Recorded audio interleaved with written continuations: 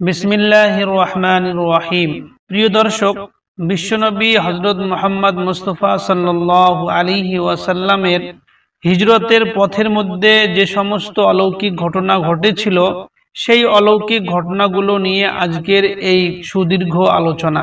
বিশ্বনবী সাল্লাল্লাহু আলাইহি ওয়াসাল্লাম যখন মক্কা থেকে মদিনায় হিজরত করার জন্য বার হয়েছেন, তখন রাসূল করিম সাল্লাল্লাহু আলাইহি ওয়াসাল্লামের সঙ্গে মক্কার মধ্যে এবং পথের মধ্যে যে সমস্ত অলৌকিক ঘটনা ঘটেছিল, এই ঘটনাগুলো যদি আমরা শুনি তাহলে আমাদের অন্তর উজ্জ্বল হয়ে উঠবে এবং এই ঘটনাগুলো শোনার পরে আমাদের অন্তর কেঁপে উঠবে।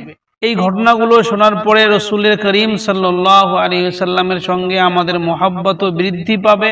আর নবী করিম সাল্লাল্লাহু আলাইহি ওয়াসাল্লামের হিজরতের পথের মধ্যে যে সমস্ত অলৌকিক ঘটনা ঘটেছিল, এটা কিন্তু একটা দুইটা ঘটনা নয়, অনেকগুলো ঘটনা। এই জন্য আজকের ভিডিওটি একটু লম্বা হতে চলেছে। প্রিয় দর্শক, যদি আপনারা একসঙ্গে পরিপূর্ণ ভিডিও দেখার সময় না পান, তাহলে আপনারা ভিডিওটিকে এখনই শেয়ার করে রেখে দিন, যাতে যখনই আপনি সময় পাবেন ওই সেখান থেকে বার করে পরিপূর্ণ ভিডিও দেখে নেবেন ইনশাআল্লাহ। তার আগে আমি আরেকটা কথা আপনাদেরকে বলতে চাই। প্রিয় দর্শক, যেহেতু এই ভিডিওটা আমাদের নবী মুহাম্মদ মুস্তাফা সাল্লাল্লাহু আলাইহি ওয়াসাল্লাম সম্পর্কে আলোচনা হবে এই ভিডিওর মধ্যে, এই জন্য যখনই আমাদের নবী মুহাম্মদ মুস্তাফা অথবা রাসূল করিম অথবা বিশ্বনবী এই শব্দগুলো যখনই ভিডিওর মধ্যে আসবে, তখনই আমরা সাল্লাল্লাহু আলাইহি ওয়াসাল্লাম বলবো। তাহলে এই ভিডিও দেখার শেষ পর্যন্ত আপনাদের অনেকবার সাল্লাল্লাহু আলাইহি ওয়াসাল্লাম এবং আমাদের নবী সাল্লাল্লাহু আলাইহি ওয়াসাল্লামের উপরে দরুদ পড়া হয়ে যাবে। আমি আশা করি আপনারা যখনই আমাদের নবী সাল্লাল্লাহু আলাইহি ওয়াসাল্লামের নাম শুনবেন, তখনই সাল্লাল্লাহু আলাইহি ওয়াসাল্লাম পড়বেন। তাহলে চলুন দেরি না করে আজকের আলোচনা শুরু করা যাক। প্রিয় দর্শক, যখন রাসূল করিম সাল্লাল্লাহু আলাইহি ওয়াসাল্লাম হিজরত করার জন্য প্রস্তুতি নিলেন, তখন সর্বপ্রথম আমাদের রাসূল সাল্লাল্লাহু আলাইহি ওয়াসাল্লামের সঙ্গে যে ঘটনাটি ঘটেছিল, যেটা বড়ই হৃদয় বিদারক ঘটনা এবং অলৌকিক ঘটনা, সেই ঘটনাটি হলো যে আবু জেহেল এবং তার সঙ্গী সাথীরা অন্ধ হয়ে গিয়েছিল। আর আবু জেহেলের সঙ্গী সাথীরা কিভাবে অন্ধ হয়ে গিয়েছিল, সেটাই হলো সবথেকে বড় অলৌকিক এবং হৃদয় বিদারক ঘটনা। প্রিয় দর্শক, যখন মক্কার মধ্যে মুসলমানের জন্য খুবই কষ্টকর হয়ে গেল, মক্কার কাফিররা মুসলমানকে বিভিন্ন রূপে অন্যায় অত্যাচার করতে শুরু করলো, সেই সময় মক্কার মুসলমানেরা প্রিয় নবী সাল্লাল্লাহু আলাইহি ওয়াসাল্লামের কাছে অনুমতি চাইলেন হিজরত করার জন্য। আল্লাহর রাসূল সাল্লাল্লাহু আলাইহি ওয়াসাল্লাম হিজরত করার অনুমতি দিয়ে দিলেন এবং সাহাবায়ে কিরামদের কিছু সংখ্যক সাহাবী মক্কা ছেড়ে দিয়ে হাবশা দেশের দিকে হিজরতও করলেন। অবশেষে সাহাবায়ে কিরামরা মদিনার মধ্যে হিজরত করে যাওয়ার ইরাদা করলেন, আর রাসূল সাল্লাল্লাহু আলাইহি ওয়াসাল্লাম মদিনার মধ্যে হিজরত করতে যাওয়ার অনুমতিও দিয়ে দিলেন। রাসূল করিম সাল্লাল্লাহু আলাইহি ওয়াসাল্লামের অনুমতি পাওয়ার পরে অনেক সাহাবায়ে কিরাম রাদিয়াল্লাহু আনহুম মদিনার দিকে হিজরত করে চলে গেলেন। আর মদিনার মধ্যে যে সমস্ত সাহাবী কিরাম আগে থেকেই ছিলেন, যারা আগে থেকেই মুসলমান হয়ে গিয়েছিলেন, তারা এই সমস্ত মক্কার মুসলমানদেরকে স্বাগতম জানালেন এবং তাদেরকে নিজের ঘরের মেহমান বানালেন। আর এইভাবে ইসলাম ছড়িয়ে পড়ল মদিনার অলিতে গলিতে। প্রিয় দর্শক, এইভাবে সাহাবী ইকরাম রাদিয়াল্লাহু আনহুম মক্কা থেকে হিজরত করে মদিনার মধ্যে অনেক সাহাবী ইকরাম চলে গেলেন। শুধুমাত্র মক্কার মধ্যে ওই সমস্ত সাহাবী ইকরাম রয়ে গিয়েছেন যাদের একটু সামর্থ্য কম ছিল এবং মক্কা থেকে মদিনায় হিজরত করার তারা ক্ষমতাবান ছিলেন না। ওই সমস্ত সাহাবী ইকরাম ছাড়া বেশিরভাগ সাহাবী ইকরাম ওরা মক্কা থেকে মদিনার মধ্যে চলে গেলেন।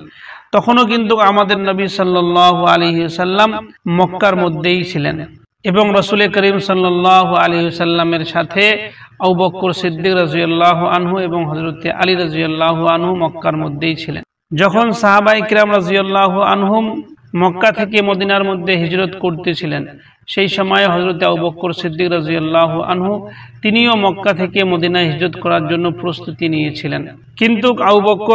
কিন্তু রাসূল করিম সাল্লাল্লাহু আলাইহি ওয়াসাল্লাম আবু বকর সিদ্দিককে বলেছিলেন, হে আবু বকর, তুমি একটু অপেক্ষা করো, হইতে পারে মহান আল্লাহ রাব্বুল আলামিন আমাকেও হিজরত করার হুকুম দিয়ে দিবেন, তখন আমরা একসঙ্গে মক্কা থেকে মদিনার মধ্যে হিজরত করব। এই কথা শুনে হযরত আবু বকর সিদ্দিক রাদিয়াল্লাহু আনহু তিনি আর মদিনার মধ্যে গেলেন না, বরং মক্কার মধ্যে অপেক্ষা করতে শুরু করলেন যে কখন আল্লাহ রাব্বুল আলামিনের হুকুম আসবেন আর আমার সঙ্গে আমার প্রিয় নবী সাল্লাল্লাহু আলাইহি ওয়াসাল্লাম মক্কা থেকে আমরা মদিনার মধ্যে একসঙ্গে হিজরত করব। হযরত আবু বকর সিদ্দিক রাদিয়াল্লাহু আনহু মক্কা থেকে মদিনায় হিজরত করার জন্য আগে থেকেই প্রস্তুত ছিলেন এবং হিজরতের প্রায় 4 মাস আগে হযরত আবু বকর সিদ্দিক রাদিয়াল্লাহু আনহু 2টি উটনি কিনে নিয়েছিলেন, শুধু এই উদ্দেশ্য করে যে এই উটনির উপরে আরোহণ করে মক্কা থেকে মদিনার মধ্যে হিজরত করব। তার সঙ্গে হযরত আবু বকর সিদ্দিক রাদিয়াল্লাহু আনহু মক্কা থেকে মদিনায় যাওয়ার জন্য এমন লোককেও ভাড়া করে রেখেছিলেন যে লোক মক্কা থেকে মদিনার রাস্তা দেখিয়ে দেবে, আর সেই লোকের নাম ছিল আব্দুল্লাহ বিন আরিকাত। এই আব্দুল্লাহ বিন আরিকাত যদিও সেই সময়ের মধ্যে মুসলমান ছিল না, কিন্তু তার কাজেই ছিল মানুষকে পথ দেখানো, আর এই বিষয়ে সে বড়ই বিশ্বস্ত ছিল এবং বড়ই বিশ্বাসী লোক ছিল, কেননা তার কাজেই ছিল মানুষকে পথ দেখানো। আর হযরত আবু বকর সিদ্দিক রাদিয়াল্লাহু আনহু এই লোকটাকে ভাড়া করে রেখে দিয়েছেন যে আমরা যেদিন মক্কা থেকে মদিনায় যাব তুমি থাকবে সেই লোক, তোমাকে তার জন্য মজুরি দেওয়া হবে, তুমি আমাদেরকে মক্কা থেকে মদিনার পথ দেখিয়ে দেবে। এদিকে রাসূল করিম সাল্লাল্লাহু আলাইহি ওয়াসাল্লাম মক্কা থেকে মদিনায় যাওয়ার জন্য আল্লাহর হুকুমের অপেক্ষায় রয়েছেন। অপরদিকে সমস্ত সাহাবায়ে কিরাম রাদিয়াল্লাহু আনহুম মক্কা থেকে মদিনার মধ্যে প্রায় চলে গিয়েছেন। যখন মক্কার কাফিররা এই অবস্থা দেখতে পারলেন এবং সবকিছু বুঝতে পারলেন, তারা অনুভব করতে পারলেন যে মক্কার কাফিররা চিন্তা করতেছেন এখন তো মনে হয় মুসলমান সমস্ত মক্কা ছেড়ে দিয়ে মদিনার মধ্যে যাচ্ছে এবং মদিনার মধ্যে মুসলমানের সংখ্যা দিন দিন বৃদ্ধি পাচ্ছে এবং ওরা মদিনার মধ্যে একটা রাষ্ট্র হয়তো বানিয়ে ফেলবে।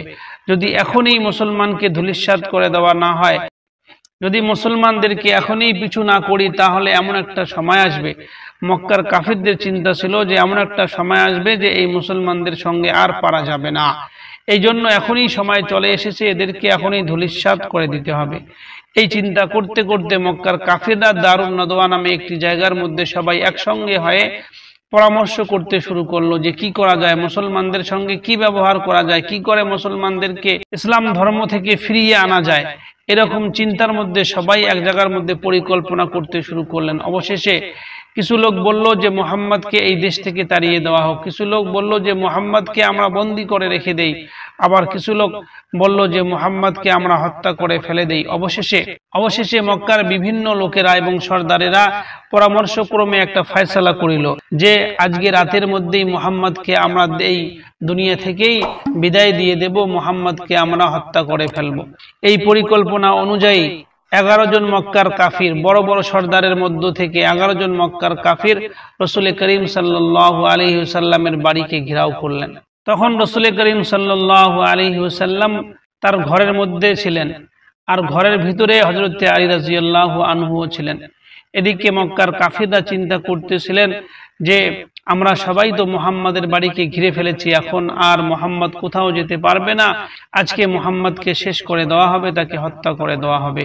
এদিকে মহান আল্লাহ রাব্বুল আলামিন আমাদের নবী মুহাম্মদ সাল্লাল্লাহু আলাইহি ওয়াসাল্লামকে হুকুম দিলেন, হে মুহাম্মদ, তুমি তোমার বিছানার মধ্যে হযরত আলীকে শুইয়ে দিয়ে তুমি ঘর থেকে বার হয়ে চলে যাও এবং তোমার হিজরতের সময় চলে এসেছে। রাসূল করিম সাল্লাল্লাহু আলাইহি ওয়াসাল্লাম হযরত আলীকে নিজের বিছানার মধ্যে শুইয়ে দিয়ে তিনি নিজের ঘর থেকে বার হলেন এবং রাসূল করিম সাল্লাল্লাহু আলাইহি ওয়াসাল্লাম এক মুঠো ধুলো নিয়ে ওই সমস্ত কাফিরের দিকে ছড়িয়ে দিলেন। আর এই ধুলার মাধ্যমেই আল্লাহ রাব্বুল আলামিন সমস্ত কাফিরদেরকে অন্ধ করে দিয়েছিলেন। আর রাসূল করিম সাল্লাল্লাহু আলাইহি ওয়াসাল্লাম ওই কাফিরদের সামনে দিয়ে বার হয়ে হযরত আবু বকর সিদ্দিক রাদিয়াল্লাহু আনহুর বাড়িতে চলে গেলেন।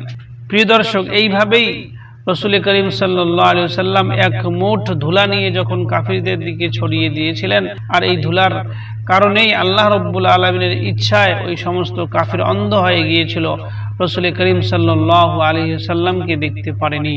এরপরে রাসূল করিম সাল্লাল্লাহু আলাইহি ওয়াসাল্লাম হযরত আবু বকর সিদ্দিক রাদিয়াল্লাহু আনহুর বাড়িতে যায় এবং সেখান থেকে আবু বকর সিদ্দিক রাদিয়াল্লাহু আনহুর মেয়ে আসমা সে রাসূল করিম সাল্লাল্লাহু আলাইহি ওয়াসাল্লামের জন্য এবং তার পিতা আবু বকর সিদ্দিক রাদিয়াল্লাহু আনহুর জন্য কিছু খাবার তৈরি করে একটা পোটলার মধ্যে বেঁধে দেয়। আর রাসূল করিম সাল্লাল্লাহু আলাইহি ওয়াসাল্লাম হযরত আবু বকর সিদ্দিককে সঙ্গে নিয়ে বাড়ির পিছন দিয়ে বার হয়ে চলে যান। এরপর রাসূল সাল্লাল্লাহু আলাইহি ওয়াসাল্লাম নিজের ঘর থেকে বার হয়ে সতর্কতা স্বরূপ মদিনার বিপরীত দিকে অর্থাৎ ইয়েমেনের দিকে 5 মাইল পর্যন্ত এগিয়ে যান। যাতে করে যারা পায়ের চিহ্ন দেখে দেখে খোঁজাখুঁজি করবে তারা যেন কখনোই এটা চিন্তা করতে পারে না। সবাই তো মক্কার কাফিররা সবাই তো এই কথাই জানে যে রাসূল সাল্লাল্লাহু আলাইহি সাল্লাম যদি মক্কা থেকে বার হয় তাহলে মদিনার দিকে যাবে, ইয়ামানের দিকে যাবে না। এই জন্য রাসূল সাল্লাল্লাহু আলাইহি সাল্লাম সতর্কতা স্বরূপ মদিনার দিকে না গিয়ে নিজের ঘর থেকে বার হয়ে ইয়ামানের দিকে 5 কিলোমিটার পর্যন্ত এগিয়ে যান। রাসূল সাল্লাল্লাহু আলাইহি সাল্লামের সঙ্গে থাকে আবু বকর সিদ্দিক রাদিয়াল্লাহু আনহু। এই দুইজন মিলে মক্কা থেকে দক্ষিণ দিকে অবস্থিত সুর পাহাড়ের একটি গুহার মধ্যে গিয়ে তিনারা আশ্রয় নেন। আর এটা ছিল অত্যন্ত উঁচু পাহাড় ওই এলাকার মধ্যে। প্রিয় দর্শক, পবিত্র কাবা থেকে 12 কিলোমিটার দক্ষিণে জাবালে সর অবস্থিত, যার উচ্চতা প্রায় 5,500 ফিট।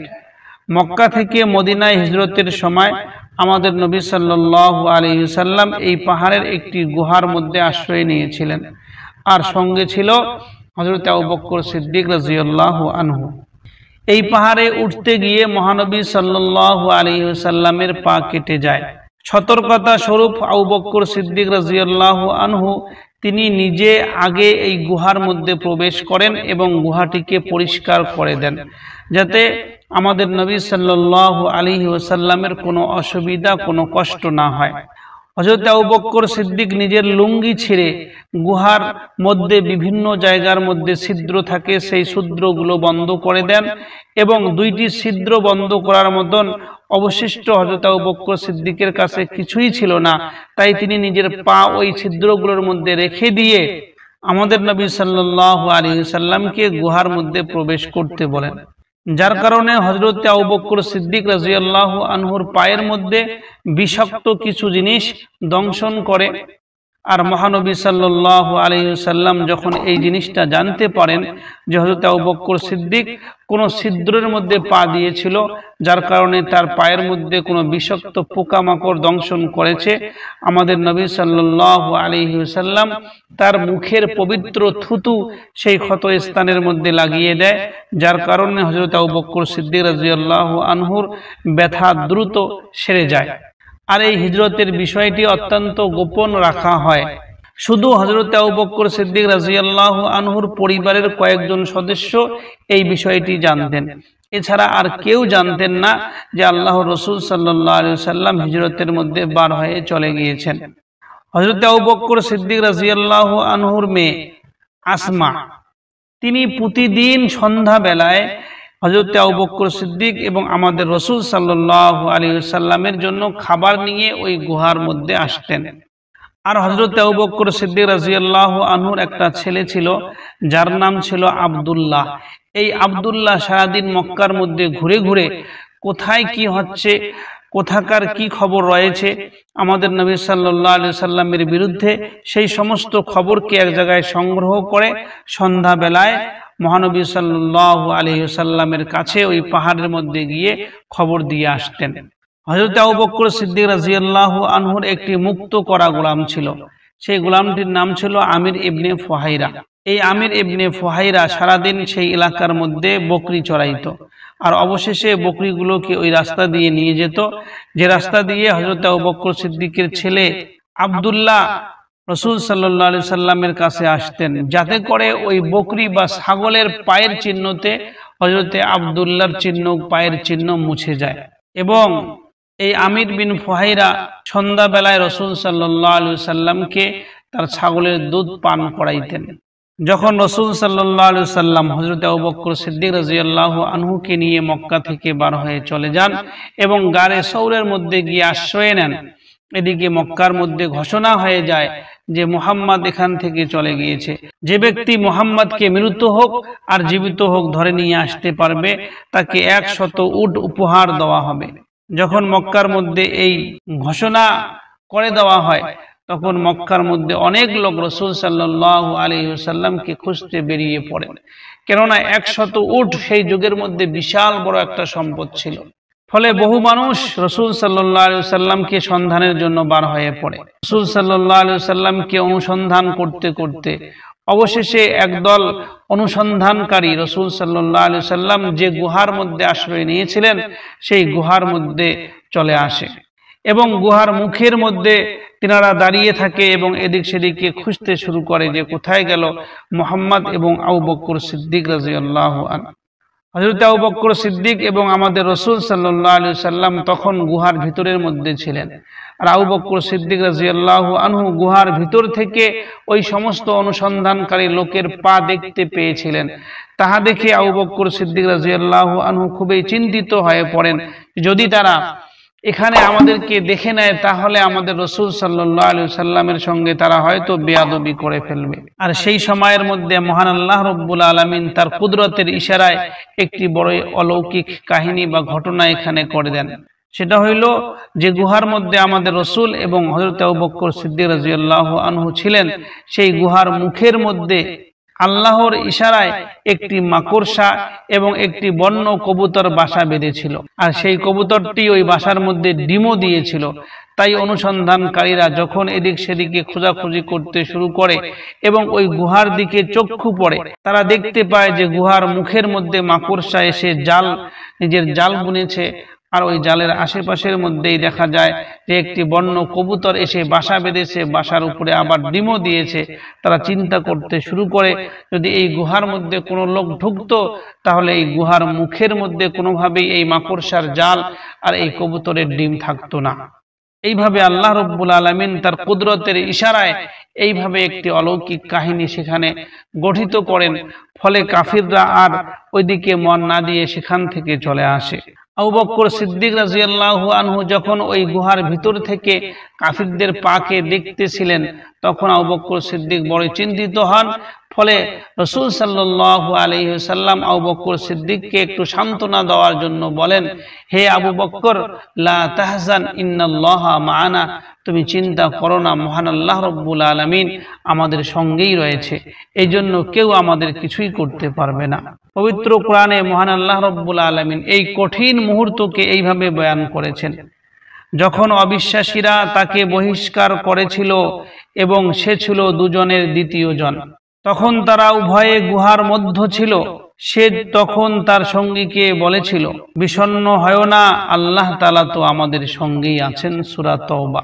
প্রিয় দর্শক, এটা হলো রাসূল সাল্লাল্লাহু আলাইহি ওয়াসাল্লামের হিজরতের পথের বড়ই অলৌকিক একটি ঘটনা। আল্লাহ রাব্বুল আলামিন যাহা চান তাই করতে পারেন। যাকে আল্লাহ রাব্বুল আলামিন বাঁচাতে চান তাকে বাঁচিয়ে দেন, তাকে আর কেউ কোনো ক্ষতি করতে পারে না। আর যাকে আল্লাহ রাব্বুল আলামিন পাকড়াও করতে চান তাকে পৃথিবীর কোনো শক্তি আর বাঁচাতেও পারে না। রাসূলুল্লাহ সাল্লাল্লাহু আলাইহি ওয়াসাল্লাম এবং হযরত আবু বকর সিদ্দিক রাদিয়াল্লাহু আনহু এই গুহার মধ্যে 3 দিন অবস্থান করার পরে সেখান থেকে বার হন এবং মদিনার দিকে চলতে শুরু করেন। যাত্রা অবস্থায় হযরত আবু বকর সিদ্দিক রাদিয়াল্লাহু আনহু সর্বদা সওয়ারিতে রাসূলুল্লাহ সাল্লাল্লাহু আলাইহি ওয়াসাল্লামের পিছনে বসতেন, কেননা আবু বকরের মধ্যে বার্ধক্যের নিদর্শন প্রকাশ পেয়েছিল। তখন আবু বকর রাদিয়াল্লাহু আনহুকে দেখতে একটু বয়স্ক মনে হইতেছিল, কিন্তু রাসূল সাল্লাল্লাহু আলাইহি ওয়াসাল্লামের চেহারা সুরতের মধ্যে তখনও চাকচিক্য বজায় ছিল। দেখতে এমন মনে হয় যে রাসূল সাল্লাল্লাহু আলাইহি ওয়াসাল্লাম ইয়ং মানুষ, একেবারেই কম বয়সী। তাই রাস্তা চলাকালীন রাস্তার লোকেরা কিছু জিজ্ঞেস করলে মুরব্বী ভেবে আবু বকরকেই করত। কিছু লোক এসে হযরত আবু বকর সিদ্দিক রাদিয়াল্লাহু আনহুকে জিজ্ঞাসা করলো, হে মুরব্বী, এই যে ব্যক্তি আপনার সামনে বসে আছে এই ব্যক্তিটি কে? যখন রাসূল সাল্লাল্লাহু আলাইহি ওয়াসাল্লাম সম্পর্কে হযরত আবু বকর সিদ্দিককে জিজ্ঞাসা করা হইল, তখন আবু বকর সিদ্দিক রাদিয়াল্লাহু আনহু যে উত্তরটি দিয়েছিলেন এই উত্তরটি বড়ই সুন্দর উত্তর, যাহা শোনার পর আপনি অবশ্যই বড়ই প্রভাবিত হবেন। আর এমন উত্তর হয়তো আপনি জীবনে আর কখনোই শুনতে পারেননি। আর কেনই বা কিভাবে বা শুনতে পারবেন? কেননা এই উত্তর দিয়েছিল এই উম্মতে মুহাম্মাদের সবথেকে সর্বোত্তম ব্যক্তি হযরত আবু বকর সিদ্দিক রাদিয়াল্লাহু আনহু। হযরত আবু বকর সিদ্দিক রাদিয়াল্লাহু আনহু লোক সকলকে বলেছিল, হে লোক সকল, হাযার রাজুলু ইয়াহদিনিস সাবিল, ইনি ওই ব্যক্তি যে ব্যক্তি আমাকে পথ দেখিয়ে নিয়ে যাচ্ছেন। কত সুন্দর উত্তর! রাসূল সাল্লাল্লাহু আলাইহি ওয়াসাল্লাম ওই ব্যক্তি যিনি হযরত আবু বকর সিদ্দিককে পথ দেখিয়ে নিয়ে যাচ্ছে। এই কথা যখন লোকেরা শুনতো তখন তারা মনে করত যে অর্থাৎ এই ব্যক্তি হইল হযরত আবু বকর সিদ্দিককে রাস্তা দেখিয়ে নিয়ে যাচ্ছে, অর্থাৎ পথ দেখানেওয়ালা। কেননা আরবের মধ্যে যখন মানুষ মরুভূমির মধ্যে চলাফেরা করত তখন মরুভূমির রাস্তা দেখানোর জন্য একজন মানুষকে ভাড়া নিত যারা রাস্তার ব্যাপারে অভিজ্ঞ থাকতো। তাই সেই এলাকার লোকেরা মনে করত যে ইনি হইলেন ওই ব্যক্তি যাকে রাস্তা দেখানোর জন্য ভাড়া করে আনা হয়। অথচ হযরত আবু বকর সিদ্দিক রাদিয়াল্লাহু আনহু যে উত্তরটি দিয়েছিলেন এর অর্থ এই রকম নয়। এর অর্থ হইল যে ইনি এমনই এক ব্যক্তি যিনি আমাকে জান্নাতের পথ প্রদর্শন করে, জান্নাতের পথ দেখায়। কিন্তু লোকেরা অন্য কিছু মনে করেছিল, আর এটাকেই বলা হয় তৌরিয়া। এমন ভাবে উত্তর দেওয়া যে উত্তরে নিজের আসল তথ্য যেন লুকিয়ে থাকে এবং মানুষ যেন তার প্রশ্নের উত্তর পেয়ে যায় এবং কথাটি যেন মিথ্যাও না হয়। আর হযরত আবু বকর সিদ্দিক রাদিয়াল্লাহু আনহু এমন একটি উত্তর দিয়েছিলেন যে কথা মিথ্যাও হয়নি এবং আবু বকর সিদ্দিক রাদিয়াল্লাহু আনহু রাসূল সাল্লাল্লাহু আলাইহি সাল্লামের পরিচয়ও লুকিয়েছিলেন। আর এটা ছিল রাসূল সাল্লাল্লাহু আলাইহি সাল্লামের হিজরতের পথের মধ্যে একটি বড় অলৌকিক ঘটনা। হযরত আবু বকর সিদ্দিক এবং আমাদের নবী মুহাম্মদ মুস্তাফা সাল্লাল্লাহু আলাইহি সাল্লাম পথ চলতেই থাকেন। আস্তে আস্তে অগ্রসর হচ্ছেন মদিনার দিকে। রাসূল সাল্লাল্লাহু আলাইহি সাল্লাম এবং ওই যাত্রীর মধ্যে ছিল হযরত আবু বকর সিদ্দিক, হযরত আব্দুল্লাহ বিন আরিকাত। এই ৩-৪ জনের একটি সফরের সাথী নিয়ে পথ অতিক্রম করা হইতেছে, মরুভূমির পথ। আস্তে আস্তে পথ বেয়ে বেয়ে চলছে এই সফরটি মদিনার দিকে। রাসূল করিম সাল্লাল্লাহু আলাইহি সাল্লামের এই সফর হিজরতের সফর। পথ চলতেই থাকেন, পথ চলতেই থাকেন। এইভাবে পথ চলতে চলতে অবশেষে এমন একটি জায়গার মধ্যে চলে যান যে জায়গাটাকে আজকে সারা পৃথিবীর মধ্যে এক নামে বিখ্যাত রয়েছে, সেটা হলো উম্মে মা'বাদের তাবু এলাকা। এই এলাকার মধ্যে উম্মে মা'বাদ নামে এক মহিলার তাবু ছিল। সে এখানে তার তাবু বেঁধে বেঁধে থাকতেন এবং এই উম্মে মা'বাদ বড়ই সুন্দর এবং বড়ই ভদ্র এবং বড়ই নেককার একজন মহিলা ছিলেন। খুজা গোত্রের খ্যাতনামা এই স্ত্রী, বড়ই অতিথি পরায়ণ মহিলা, এর নাম ছিল উম্মে মা'বাদ। এই উম্মে মা'বাদ বড়ই খ্যাতনামা ছিল এবং বড়ই বিখ্যাত ছিল। সবাই জানতো উম্মে মা'বাদকে। তিনি এই উম্মে মা'বাদ সে কখনোই একা একাই কোনো জিনিস খাইতেন না। কোনো জিনিস খাওয়ার প্রয়োজন পড়লে সে তার তাবু থেকে বার হয়ে রাস্তার মধ্যে দাঁড়িয়ে থাকতেন। যখন কোনো পথ যাত্রী পেতেন তখন তাকে নিয়ে গিয়ে তার খানার সঙ্গে বসে একসঙ্গে খানা খাইতেন। রাসূল সাল্লাল্লাহু আলাইহি সাল্লাম এবং হযরত আবু বকর সিদ্দিক রাদিয়াল্লাহু আনহু এই উম্মে মা'বাদের তাবুর পাশ দিয়ে যাচ্ছিলেন। যাওয়ার সময় রাসূল সাল্লাল্লাহু আলাইহি সাল্লাম ওই উম্মে মা'বাদের তাবুর পাশের মধ্যে দাঁড়ালেন এবং দাঁড়িয়ে উম্মে মা'বাদের সঙ্গে সেখানে সাক্ষাৎ হয়ে গেল। তাই রাসূল সাল্লাল্লাহু আলাইহি সাল্লাম ওই উম্মে মা'বাদকে জিজ্ঞাসা করেছিলেন, হে উম্মে মা'বাদ, তোমার কাছে খাওয়া দাওয়ার জন্য কোনো জিনিস আছে কি? আর ওই উম্মে মা'বাদের অভ্যাস ছিল তাবুর বাইরে বসে থাকতেন আর মেহমানের অপেক্ষায় থাকতেন। যদি কোনো মেহমান বা কোনো পথযাত্রীকে পেতেন তাকে নিয়ে এসে কিছু খাইয়ে দিতেন, যেটা আমি এর আগেও বলেছি। কিন্তু ওই দিন উম্মে মা'বাদের কাছে কিছুই ছিল না। আর রাসূল সাল্লাল্লাহু আলাইহি সাল্লাম যে সময়ে সফর করতেছিলেন, যে সময়ে হিজরত করতেছিলেন, ওই সময়টা ছিল বড়ই দুর্ভিক্ষের সময়। তখন মক্কা এবং মদিনার মধ্যে অভাব চলছিল। উম্মে মা'বাদের কাছে অনেকগুলো বকরি অথবা ছাগল ছিল। আর ওই সমস্ত ছাগলকে উম্মে মা'বাদের স্বামী আবু মা'বাদ সবগুলোকে নিয়ে মাঠের মধ্যে গিয়েছিল চড়াইতে, সেই ছাগলগুলোকে ঘাস খাওয়ানোর জন্য। শুধুমাত্র একটা এমনই ছাগল উম্মে মা'বাদের সেই তাবুর পাশের মধ্যে দাঁড়িয়েছিল যে ছাগলটি ছিল বড়ই দুর্বল। আর এই দুর্বলের কারণে তাকে উম্মে মা'বাদের স্বামী নিয়ে যায়নি, কেননা এই ছাগলটি দুর্বলের কারণে ভালো করে চলতেও পারে না। রাসূল সাল্লাল্লাহু আলাইহি সাল্লাম সেই ছাগলটাকে দেখার পর জিজ্ঞাসা করলেন, হে উম্মে মা'বাদ, তুমি কি এই ছাগলটাকে আমার জন্য দহন করার অনুমতি দিবে? উম্মে মা'বাদ বললেন, ওই ছাগলটার পালানের মধ্যে তো কিছুই নেই, ওই ছাগলটার পালানের মধ্যে কোনো রকমের কোনো দুধ নেই। কিন্তু রাসূল সাল্লাল্লাহু আলাইহি সাল্লাম তবু বললেন, তুমি কি এই ছাগলটাকে আমার জন্য দহন করতে দেবে? তখন উম্মে মা'বাদ বলেছিল, অবশ্যই, কেন দিব না। যদি তুমি এই ছাগলের কাছ থেকে দুধ বার করতে পারো তাহলে তুমি দহন করে নিতে পারো। তাই রাসূল সাল্লাল্লাহু আলাইহি ওয়াসাল্লাম বিসমিল্লাহ বলে যখন ছাগলের পালানের মধ্যে হাত রাখলেন, সঙ্গে সঙ্গে আল্লাহ রাব্বুল আলামিনের ইচ্ছায় ওই ছাগলটির পালান দুধ দিয়ে ভর্তি হয়ে গেল।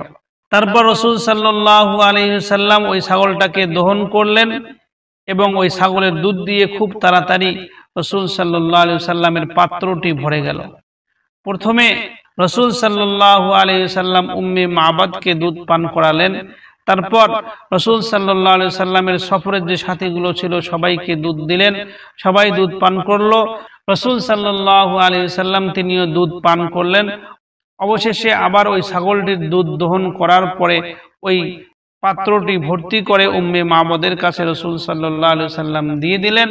আর সেখান থেকে রাসূল সাল্লাল্লাহু আলাইহি ওয়াসাল্লামের আবার যাত্রা শুরু হয়ে গেল। এটা ছিল রাসূল সাল্লাল্লাহু আলাইহি ওয়াসাল্লামের হিজরতের পথের মধ্যে অলৌকিক ঘটনা, যা আল্লাহ রাব্বুল আলামিনের ইচ্ছার মধ্যে এখানে ঘটেছিল। প্রিয় দর্শক, এই ঘটনার কিছুক্ষণ পরেই আবু মাবাদ অর্থাৎ উম্মে মাবাদের স্বামী বাড়ির মধ্যে ফিরে আসেন এবং বাড়িতে ফিরে আসার পরে উম্মে মাবাদের কাছে এই বড়ই বিস্ময়কর ঘটনাটি শুনতে পারেন। এই ঘটনা শোনার পরে উম্মে মাবাদের স্বামী বলে, আল্লাহর কসম করে বলছি, কুরাইশের মধ্যে যে ব্যক্তির কথা আমরা সব সময় শুনতে পেরেছি ওই ব্যক্তি এই ব্যক্তি, যার সম্পর্কে কুরাইশের লোকেরা বিভিন্ন কথা বলে থাকে। আমার পরিপূর্ণ ইচ্ছা আছে যদি আমি তাকে দেখতে পাই তাহলে আমি তার সাহচর্য লাভ করব এবং সুযোগ পেলে আমি অবশ্যই তাহা পূরণ করে ছাড়ব।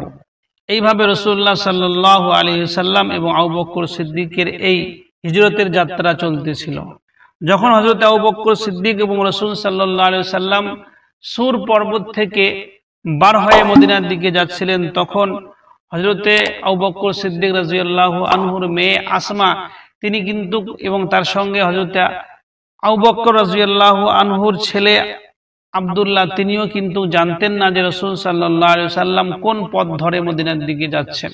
তাই হযরতে আসমা বিনতে আবু বকর রাদিয়াল্লাহু আনহা বলেন, আমরা জানতাম না রাসূলুল্লাহ সাল্লাল্লাহু আলাইহি ওয়াসাল্লাম কোন পথ ধরে মদিনার দিকে যাচ্ছেন, কিন্তু দেখা গেল যে হঠাৎ মক্কার নিম্নভূমি থেকে জৈনিক অদৃশ্য এক ব্যক্তি একটি কবিতা পাঠ করতে করতে এলো এবং মানুষ তার পিছনে পিছনে চলছিল।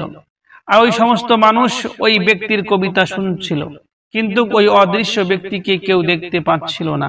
এভাবে কবিতা বলতে বলতে মক্কার উচ্চভূমি দিয়ে আওয়াজটি বেরিয়ে চলে গেল আর বারবার শোনা যাচ্ছিল, লা তাহজান ইন্নাল্লাহা মা'ানা, চিন্তিত হয় না, নিশ্চয়ই আল্লাহ আমাদের সঙ্গে আছে। এই সাথে আরো কিছু কবিতা এই ব্যক্তি বলছিল। হযরত আসমা বিনতে আবু বকর রাদিয়াল্লাহু আনহা তিনি বলেন যে এর দ্বারা আমরা ভালো করে বুঝতে পারি যে রাসূল সাল্লাল্লাহু আলাইহি সাল্লাম কোন পথ ধরে মদিনার দিকে যাচ্ছিলেন। রাসূল সাল্লাল্লাহু আলাইহি সাল্লামের মদিনাগামী এই ছোট্ট কাফেলা মদিনার দিকে যাচ্ছিল। তখন রাসূল সাল্লাল্লাহু আলাইহি সাল্লাম এবং হযরত আবু বকর সিদ্দিক রাদিয়াল্লাহু আনহু তারা সবাই মিলে উম্মে মাবাদের তাবুর এলাকাটি অতিক্রম করে মদিনার দিকে অগ্রসর হচ্ছিলেন। এমন সময় দেখতে পেলেন এক ব্যক্তি রাসূল সাল্লাল্লাহু আলাইহি সাল্লামকে ধরার জন্য এবং পুরস্কারের লোভে রাসূল সাল্লাল্লাহু আলাইহি সাল্লামের পিছনে চলছিলেন এবং খুব দ্রুতগামী ঘোড়া নিয়ে ছুটতেছিলেন রাসূল সাল্লাল্লাহু আলাইহি সাল্লামকে ধরার জন্য। এই ব্যক্তি বড়ই বীরপুরুষ ছিল এবং এই ব্যক্তি বড়ই খ্যাতনামা ছিল, বড়ই যোদ্ধা ছিল, কিন্তু রাসূল সাল্লাল্লাহু আলাইহি সাল্লামের পিছনে রাসূলকে ধরার জন্য যাচ্ছিল। এই ব্যক্তির কাছে ছিল বড়ই দ্রুতগামী ঘোড়া এবং তার পিঠের মধ্যে ছিল তীর এবং ধনুক। কিন্তু যখন রাসূল সাল্লাল্লাহু আলাইহি সাল্লামের কাছে চলে গেল, হঠাৎ করে সেই ব্যক্তির ওই ঘোড়াটির পা জমিনের মধ্যে ডুবে যায়, যার কারণে ওই লোকটি ঘোড়ার পিঠ থেকে ছিটকে পড়ে যায়। সেই সময়ে সেই ব্যক্তি তার তীরগুলোর মধ্য থেকে একটি তীর নিতে শুরু করে এবং রাসূল সাল্লাল্লাহু আলাইহি সাল্লামের দিকে মারতে চায়, কিন্তু যখন তীর বার করে তখন সেই ব্যক্তি দেখতে পায় যে সেই ব্যক্তি তার পছন্দের তীরটি পাচ্ছিল না, এই জন্য সে পরে আর তীর ছোড়েনি। এরপরে ওই ব্যক্তি আবার সেই ঘোড়াকে মাটি থেকে উঠায় এবং তার উপরে সওয়ার হয়ে আবার রাসূল সাল্লাল্লাহু আলাইহি সাল্লামের দিকে চলতে শুরু করে। কিন্তু কিছু দূর যাওয়ার পরে আবার রাসূল সাল্লাল্লাহু আলাইহি সাল্লামের কাছে যেতে না যেতেই তার ঘোড়ার পা মাটির মধ্যে আবার ডেবে যায় এবং সেই ব্যক্তি ওই ঘোড়ার পিঠ থেকে ছিটকে পড়ে যায়। ঘোড়ার পিঠ থেকে ছিটকে পড়ে যাওয়ার পরে ওই ব্যক্তি আবার তার পিঠ থেকে তীর নিয়ে রাসূল সাল্লাল্লাহু আলাইহি ওয়াসাল্লামের দিকে ছুটতে ইরাদা করে, কিন্তু তার পিঠ থেকে যখন তীর বার করা হয় তখন সে তার পছন্দের তীর পায়নি, যার কারণে সে আবার রাসূল সাল্লাল্লাহু আলাইহি ওয়াসাল্লামের দিকে তীর ছোড়েনি। এইবার ব্যর্থ হওয়ার পরে এই ব্যক্তি বিশ্বাস করে নিয়েছিল যে আমি অবশ্যই এই মুহাম্মদকে ধরতে পারবো না, এই জন্য আমার এইভাবে মুহাম্মদকে ধরার চেষ্টা করা বৃথা হবে। তাই সে চেষ্টা করা বাদ দিয়ে রাসূল সাল্লাল্লাহু আলাইহি ওয়াসাল্লামকে ডাকতে শুরু করে এবং রাসূল সাল্লাল্লাহু আলাইহি ওয়াসাল্লাম তার ডাক শুনে তার কাফেলা দাঁড়িয়ে পড়ে এবং রাসূল সাল্লাল্লাহু আলাইহি ওয়াসাল্লামের কাছে ওই ব্যক্তি আবেদন করে যে আমাকে একটি নিরাপত্তানামা লিখে দেওয়া হোক। ফলে রাসূল সাল্লাল্লাহু আলাইহি ওয়াসাল্লামের হুকুমে আমির বিন ফুহাইরা একটি চামড়ার উপরে একটি নিরাপত্তানামা লিখে ওই ব্যক্তির দিকে ছুড়ে দেয়। এরপরে ওই ব্যক্তি রাসূল সাল্লাল্লাহু আলাইহি ওয়াসাল্লামের ওই নিরাপত্তানামা নিয়ে ফেরত আসতে শুরু করে এবং তার পিছনে অনেক লোকের সঙ্গে সাক্ষাৎ হয় এবং সেই ব্যক্তি ওই সমস্ত লোককে বলেছিল, হে লোকেরা, শুনে রাখো যে আমি এই পথের মধ্যে মুহাম্মদকে ধরার জন্য এবং মুহাম্মদকে খোঁজার জন্য বার হয়েছি, কিন্তু কোথাও তার দেখা পাইনি, এজন্য তোমরা সবাই আমার সঙ্গে ফিরে চলো। এবং এই ব্যক্তি রাসূল সাল্লাল্লাহু আলাইহি ওয়াসাল্লামের অনুসন্ধানকারী সমস্ত লোককে সেখান থেকে ফেরত নিয়ে চলে আসে। আর এটা ছিল রাসূল সাল্লাল্লাহু আলাইহি ওয়াসাল্লামের। এভাবে দিনের প্রথম ভাগে যে ব্যক্তি ছিল রক্তপিপাসু দুশমন রাসূল সাল্লাল্লাহু আলাইহি ওয়াসাল্লামের, আর দিনের শেষের ভাগে সেই ব্যক্তি হয়ে গেল রাসূল সাল্লাল্লাহু আলাইহি ওয়াসাল্লামের দেহরক্ষী একজন বন্ধু। আল্লাহ রাব্বুল আলামিন যাকে বাঁচাতে চান তার কেউ কোনো ক্ষতি করতে পারে না, আর আল্লাহ রাব্বুল আলামিন যাকে পাকড়াও করতে চান তাকে দুনিয়ার কোনো ব্যক্তি কোনোভাবেই তাকে বাঁচাতে পারে না। প্রিয় দর্শক, হযরতে বারা বিন আজিব রাদিয়াল্লাহু আনহু স্বীয় পিতা হতে বর্ণনা করেন যে একদিন আমি আবু বকর রাদিয়াল্লাহু আনহুকে জিজ্ঞাসা করেছিলাম, হে আবু বকর, হিজরতের রাতে আপনারা কিভাবে সফর করেছিলেন আমাকে একটু বলুন। তখন হযরত আবু বকর সিদ্দিক রাদিয়াল্লাহু আনহু বললেন, আমরা সারা রাত চলে পরের দিন দুপুরে জনমানবিহীন একটি রাস্তার পাশের মধ্যে একটা লম্বা এবং বড় পাথরের ছায়ায় রাসূল সাল্লাল্লাহু আলাইহি ওয়াসাল্লামকে শুইয়ে দিলাম। এরপর আমি চারদিকে দেখতে লাগলাম, এমন সময় একটি মেষপাল আসতে লাগলো। আমি মেষপালককে বললে সে দুধ দহন করে দিল। এরপর আমরা উভয়ে দুধ পান করে তৃপ্ত হলাম। এরপরে সূর্য ঢলে পড়লে আমরা রওনা হলাম। ইতিমধ্যে দূর থেকে দেখলাম যে সুরাকা বিন মালিক আমার পিছু নিয়েছে।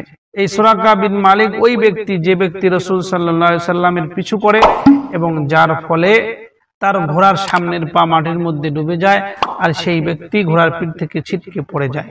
এই ব্যক্তিকে দেখে হযরত আবু বকর সিদ্দিক রাদিয়াল্লাহু আনহু বলেন, তখন আমি ব্যস্ত হয়ে পড়লাম।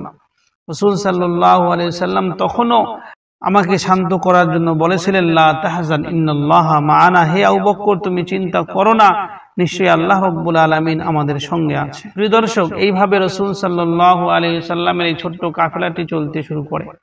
এরপরে রাসূল সাল্লাল্লাহু আলাইহি ওয়াসাল্লামের এই কাফেলার সঙ্গে হযরতে জুবাইর ইবনুল আওয়ামের সঙ্গে সাক্ষাৎ হয়ে যায়। এই জুবাইর ইবনুল আওয়াম রাদিয়াল্লাহু আনহু তিনি মুসলমানদের একটি বাণিজ্য কাফেলা নিয়ে সিরিয়া থেকে মদিনার দিকে, এই জুবাইর ইবনে আওয়াম মুসলমানদের একটি বাণিজ্য কাফেলা নিয়ে সিরিয়া থেকে মদিনার দিকে, তখন মদিনার নাম ছিল ইয়াসরিব, ফিরছিলেন এবং হযরতে জুবাইর ইবনে আওয়াম রাসূলুল্লাহ সাল্লাল্লাহু আলাইহি ওয়াসাল্লাম ও আবু বকর সিদ্দিক রাদিয়াল্লাহু আনহুকে এক সেট করে সাদা কাপড় সেখানে হাদিয়া দিয়েছিলেন। এই জুবাইর ইবনে আওয়াম রাদিয়াল্লাহু আনহু তিনি ছিলেন হযরত আবু বকর সিদ্দিক রাদিয়াল্লাহু আনহুর বড় জামাতা এবং আসমা বিনতে আবু বকর রাদিয়াল্লাহু আনহার স্বামী এবং আশরায়ে মুবাশশারার মধ্যে একজন অন্যতম মহান সাহাবী। প্রিয় দর্শক, এটা ছিল রাসূলুল্লাহ সাল্লাল্লাহু আলাইহি ওয়াসাল্লামের হিজরতের পথে ঘটে যাওয়া অলৌকিক ঘটনাগুলোর মধ্যে একটি ঘটনা। প্রিয় দর্শক, এখন রাসূল সাল্লাল্লাহু আলাইহি ওয়াসাল্লামের হিজরতের এই বড় ঘটনাগুলোর মধ্য থেকে কিছু সারমর্ম আলোচনা। হিজরতের রাতে রাসূল সাল্লাল্লাহু আলাইহি ওয়াসাল্লাম হযরতে আলী রাদিয়াল্লাহু আনহুকে তার বিছানার মধ্যে শুইয়ে দিয়ে তিনি সেখান থেকে বার হয়ে চলে আসেন। হিজরতের দিন রাসূল সাল্লাল্লাহু আলাইহি ওয়াসাল্লাম হযরত আবু বকর সিদ্দিক রাদিয়াল্লাহু আনহুর বাড়িতে যান হযরতে আসমা বিনতে আবু বকর রাদিয়াল্লাহু আনহা তাদের জন্য খাবার তৈরি করে নিজের ওড়না ছিঁড়ে তা বেঁধে দেন। ঘরের সামনের দিকে দরজা দিয়ে তারা উভয়ে বের হন এবং সুর গুহার মধ্যে গিয়ে তারা সেখানে আশ্রয় নেন। হযরত আবু বকর সিদ্দিক রাদিয়াল্লাহু আনহু প্রথমে গুহার ভিতর দেখে নেন, এরপরে উভয়ে ওই গুহার মধ্যে প্রবেশ করেন। এদিকে কুরাইশদের লোকজন উভয়কে না পেয়ে খোঁজা শুরু করে দেন, আর কুরাইশদের সারা দিনের কার্যক্রম সম্পর্কে অবহিত করতে রাতের বেলা আব্দুল্লাহ বিন আবু বকর রাদিয়াল্লাহু আনহু গুহায় আসতেন, আর আমির বিন ফুহাইরা রাদিয়াল্লাহু আনহু ওই সুর গুহার আশেপাশের মধ্যে ছাগল চড়াইতেন। তিনি উভয়ের জন্য দুধ দহন করে নিয়ে আসতেন এবং আব্দুল্লাহ বিন আবু বকর রাদিয়াল্লাহু আনহুর পথ চিহ্ন মুছে দিয়ে যেতেন। 4 নম্বর দিন, এদিন তারা সুর গুহা থেকে বের হয়ে মদিনার উদ্দেশ্যে যাত্রা শুরু করেন। তাদের পথ প্রদর্শক ছিলেন আব্দুল্লাহ বিন আরিকাত। হিজরতের 5ম দিন মক্কার উত্তর দিক থেকে 80 কিলোমিটার দূরত্বে উসফান নামক স্থানে পশ্চিম দিক দিয়ে তারা পথ চলেন। এরপর তারা ওয়াদিয়ে আমাস, উম্মে মাবাদ, ওয়াদিয়ে কেলাআহর পথ দিয়ে গমন করেন। শেষোক্ত স্থানে সুরাকা বিন মালিক রাদিয়াল্লাহু আনহুর সংশ্লিষ্ট ঘটনাটি ঘটে। হিজরতের 6ষ্ঠ দিন, এদিন তারা জহফা থেকে 3 মাইল দূরত্বের গধীরে খুব অতিক্রম করেন। এরপর ওয়াদিয়ে আল খাজ্জার, সানিয়াহ, মাররাহ ও ওয়াদিয়ে লাকাফ অতিক্রম করেন। 7ম দিন, এদিন তারা মুদলিজা লাকাফ, মুদলিজা মিজাহ, মারজাহ মিজা, মারজাজুল আদওয়াইন ইত্যাদি জায়গা অতিক্রম করেন। হিজরতের 8ম দিন, এদিন তারা ওয়াদিয়ে আরাস অতিক্রম করেন। হিজরতের 9ম দিন, এদিন তারা আল জাদওয়াত, রুকুবা, জারাবুল গাইর ইত্যাদি এলাকা অতিক্রম করেন। হিজরতের 10ম দিন, বিরুল মাসি, ওয়াদিউল আকিক এবং অন্যান্য ওয়াদিগুলো সেদিন অতিক্রম করা হয়। 11তম দিন, এদিন তারা আল জিবি, আল উসবা, কোবা অতিক্রম করেন। রাসূল সাল্লাল্লাহু আলাইহি সাল্লাম এই কোবার মধ্যে 4 দিন অবস্থান করেন। অবশেষে মদিনায় পৌঁছার দিন, মদিনায় পৌঁছে রাসূল সাল্লাল্লাহু আলাইহি সাল্লাম বনু নাজ্জার গোত্রে অবতরণ করেন। সেখানে আবু আইয়ুব আনসারী রাদিয়াল্লাহু আনহুর ঘরে রাসূল সাল্লাল্লাহু আলাইহি সাল্লাম থাকেন। এইভাবে প্রিয় নবী সাল্লাল্লাহু আলাইহি সাল্লামের মক্কা থেকে মদিনায় হিজরত হয় এবং মক্কা থেকে মদিনায় যাওয়ার পথে এই দীর্ঘ 14-15 দিনের একটি বড় সফর, এই সফরের মধ্যে আল্লাহ রাব্বুল আলামিন তার ইশারায় বিভিন্ন অলৌকিক এবং হৃদয় বিদারক ঘটনা ঘটিয়েছিলেন। যে ঘটনাগুলো আমি সংক্ষিপ্ত আকারে আপনাদের সম্মুখে উপস্থাপন করলাম, যদি এর মধ্যে ভুল ত্রুটি হয়ে থাকে তাহলে দয়া করে পরামর্শ দেবেন, আর ভালো লেগে থাকলে অবশ্যই ভিডিওটি শেয়ার করে বন্ধু বান্ধবের কাছে পাঠিয়ে দেবেন। আসসালামু আলাইকুম ওয়া রাহমাতুল্লাহি ওয়া বারাকাতুহু।